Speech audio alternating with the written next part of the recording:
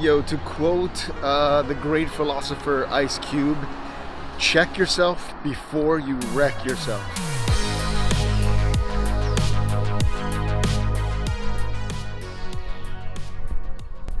What's up, fellow humans? How's life treating you? I hope it's beating you up. No, seriously, I hope it's challenging you so that you can fight back and just see how strong you really are. I don't know, walk again. And this time I have some news to share. I upgraded my steps. Instead of 6,000 a day, I'm now doing 7,000. And as of this morning, I am almost 6,000 in. That's great news. So in this song by Ice Cube, he says, check yourself before you wreck yourself, because gunshot bullets is bad for your health. Ultimately, what he's saying is, you better watch what you're saying and you better watch what you're doing, because it will have consequences to your health. And I think that's wonderful advice. We should all be doing that, because there are things that we do, things that we say without thinking, and they too have consequences. So a good question is, how exactly do we do that? How do we check ourselves?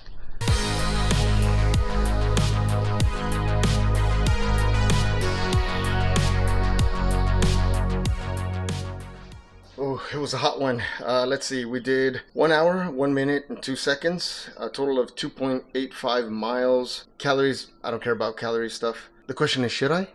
Let me know. Average heartbeat is 111. It's not bad. But check this out, baby. We did it, y'all. It feels good.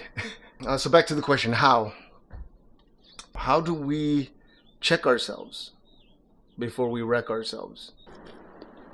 Well, it goes back to what I said the other day about the beliefs, the meaning that we attach to things, right? For example, there's someone that works near where I work, and there have been a few times where I say hi, this person's looking right at me, and they still don't say hi. They don't greet me at all. Now look, I grew up in Compton, and in Compton, that is considered extremely disrespectful. But if I had that Compton mentality, I would probably feel obligated to stand up for myself, right? And to right that wrong, because that's disrespectful. So I'm gonna make him respect me, right? And suppose that I go up to him and, I don't know, I smack him, I punch him in the face, right? A few things could happen. One of the things that could happen is that he'll call the police, I'll end up in jail.